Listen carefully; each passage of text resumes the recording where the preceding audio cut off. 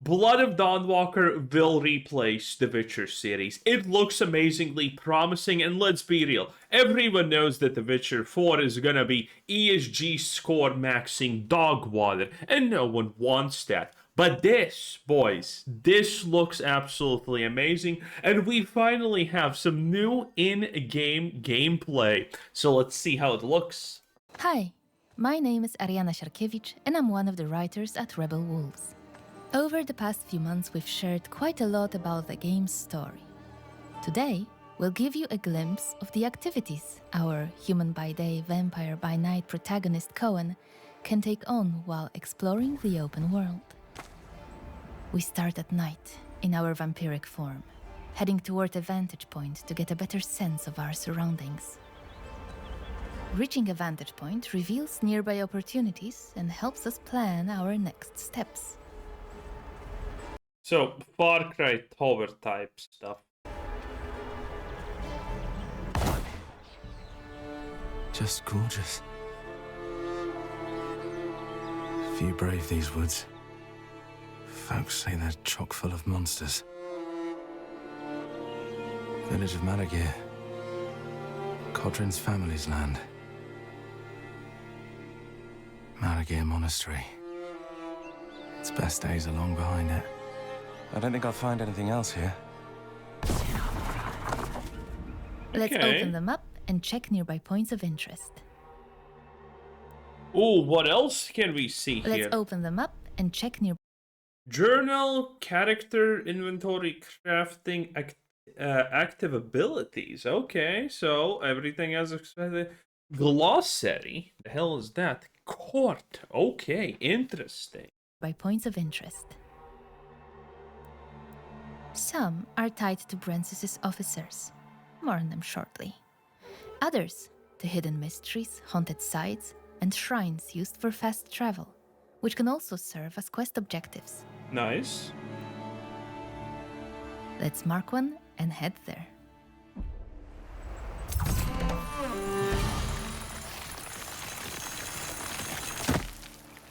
Okay. That was pretty cool. Early in the game, we can unlock a perk that allows us to transform into a wolf and move faster at night. It's quicker and more agile, though it comes with some limitations. There's also a daytime equivalent, but more on that later. What was that? Is someone in trouble? It looks like we've come across a group in need of help. Whether we intervene is up to us, and both choices can lead to unexpected outcomes. Now, the real question is, can we just kill everyone, honestly? We began with death from above, allowing us to quickly eliminate an unsuspecting enemy and gain the upper hand from the start. We have incorporated community feedback, and now there is no need to open the skill wheel to select a previously assigned ability. Instead, we can use quick selection. Okay, that is nice. We talked about this previously. That did seem like a problem. And something that we see different here is something I specifically said. The fact that it does seem like enemies have a little bit too much HP. And here, the combat was a lot faster, seemingly, than what we saw previously. Which is a good thing. I thought I was done for. Done for. So did I, to be fair. Wasn't sure I'd get you out of this in time. But you did. Bless you. Bless you. For now, we need to recover. As a vampire, we restore health by feeding. Human blood is most effective, but in this case, we rely on animals. It's less efficient, but it will do. Feeding Quick, decent animation. I like that. increases our corruption level. It's shown next to the health bar at the bottom of the screen. The higher the corruption level, the more vampiric perks are unlocked for purchase. Nearby points of interest are marked on the map and indicated on the compass at the top of the screen. Let's head to the shrine. Here's the shrine.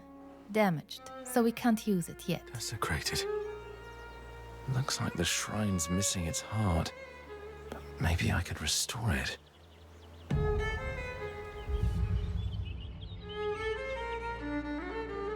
The tracks, They're fresh. There's a trail nearby. Let's follow it. Huh. Okay, the tracking does seem a little bit scuffish.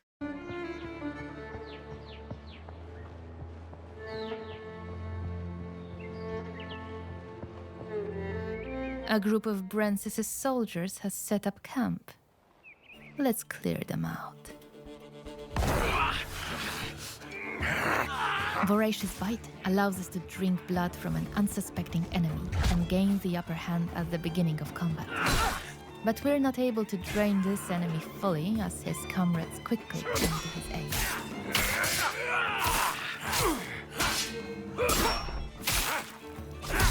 For beta in-game footage, by the way, this seems pretty good so far, I would say. We use Piercing Shriek to briefly stun the weaker opponent, giving us an opportunity to take on his commander. When an enemy blocks and interrupts our attack chain, we can use Charge to prevent a counterattack. Okay. Voracious Bite can also be used during combat as an active perk, allowing us to regenerate some health. Hope word Nice. of this reaches your master. With the camp destroyed, our infamy increases. More about this in a moment. Let's collect our Yeah, the infamy thing is where the more you have it, the more you get attacked even in daylight and things like that. loot. We found the shrine's missing heart, along with a manual that unlocks a new perk, Okay. Precision. Let's open our inventory and head to the Recipes tab. Yeah. As I mentioned, the manual unlocks a new perk called Precision. Once we read it, it becomes available in the Character tab. Let's go there. The exclamation mark indicates that a new perk is available, but we can't purchase it yet. Perks can only be acquired at a shrine by spending experience points, which are earned by completing objectives. And since we've just finished one, we should be good to go. We've also found the shrine's missing heart, so we can now fix it. Let's head back.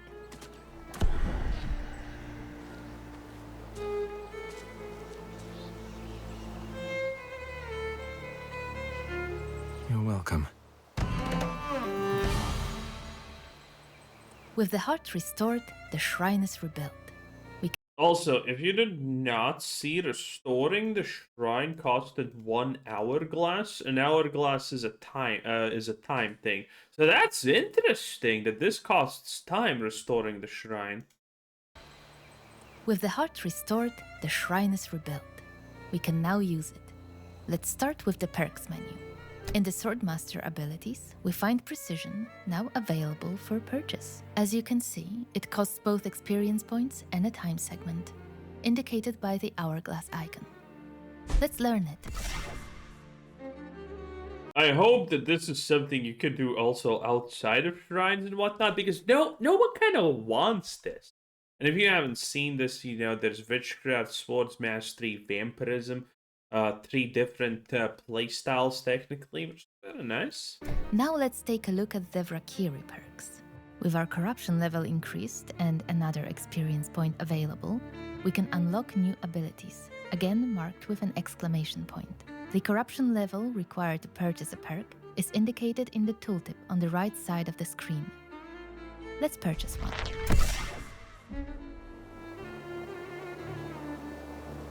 Okay. Time passes as we acquire new perks. The night comes to an end, the sun rises, and a new day begins. People are gonna be really pissed that new perks require time passage. I understand why they did it, but this is something that they probably have to change because it's just like, oh, gonna make my character stronger? Well, time pass. That's not ideal, kinda. Along with a new edict.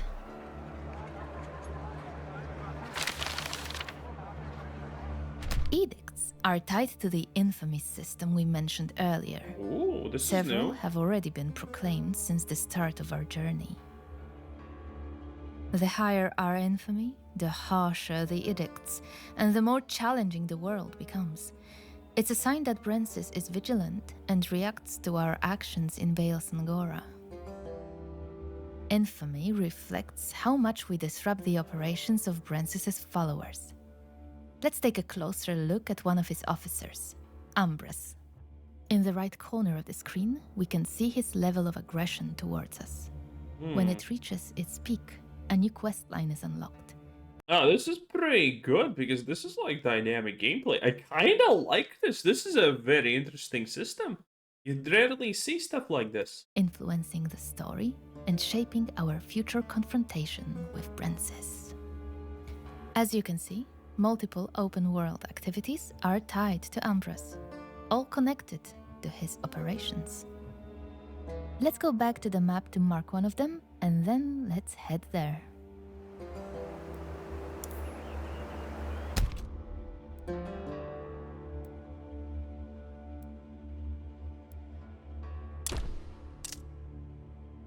It kills me that this is played on controller, by the way. Ooh.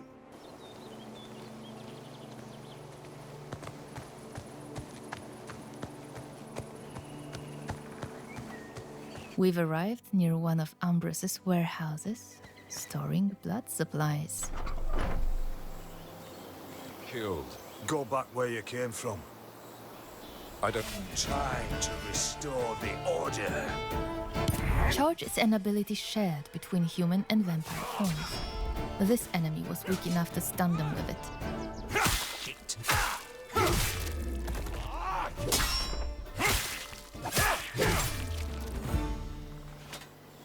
Okay, they really need to fix it that the only decapitation that we currently have seen is like a leg 5 times. Nice that it's there. I love blood in games, but still, Jesus.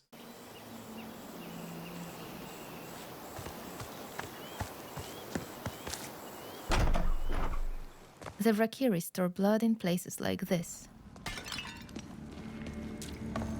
Ambrose is responsible for keeping it safe.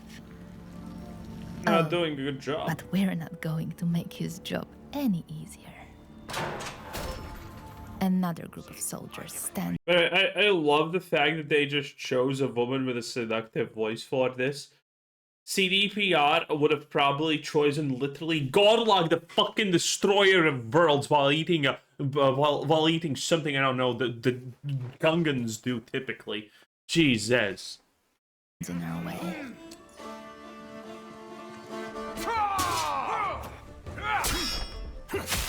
We open with Broad Swing to weaken as many opponents as possible, then follow up with Burning Blood, which briefly staggers the enemy and applies a damage over time effect. What do we have here? The prisoner's fate is grim.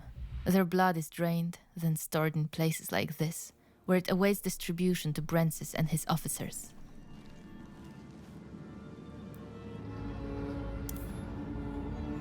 There was an option to collect the blood, eh?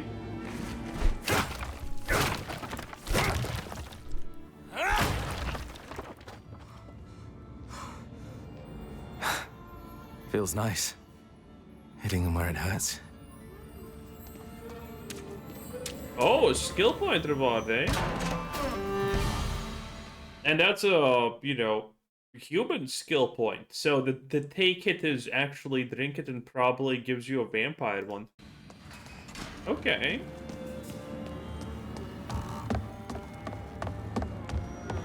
With the supplies destroyed, our infamy rises again. We've disrupted Ambrose's operations enough for now. Let's move on to another point of interest. Oh, here's the day version of fast movement, it looks like. Site.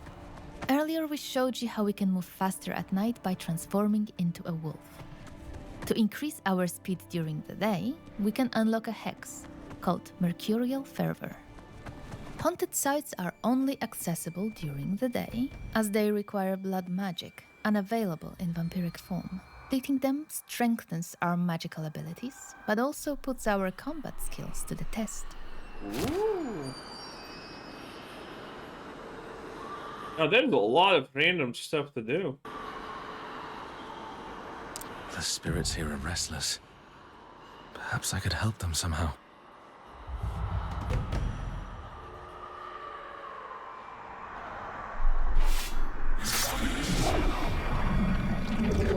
that's nice. Okay.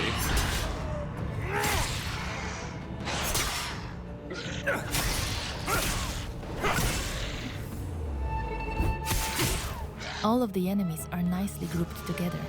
It's a perfect opportunity to use Ravenous Flock, a perk that damages opponents in an area twice. First on activation, and then in the follow-up attack.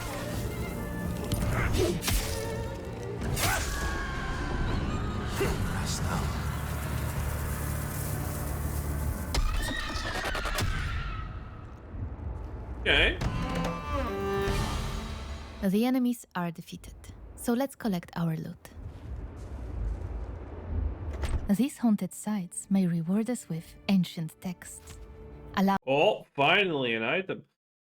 Blood drinking restoration, basic armor, activation charge stores from block. Okay, weapon critical chance. Weapon critical chance +0. So this is baseline what every pants has. Passive activation charge restoration. Okay. Allowing Cohen to become an even more powerful wielder Silver of magic. cross.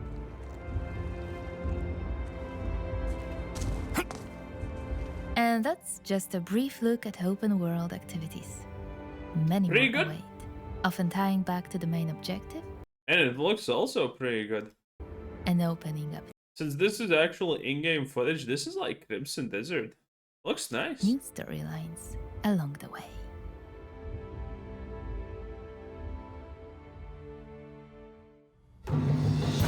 Well, that's Blood of Dawnwalker, I have to say. It looks pretty impressive. I am excited about this one.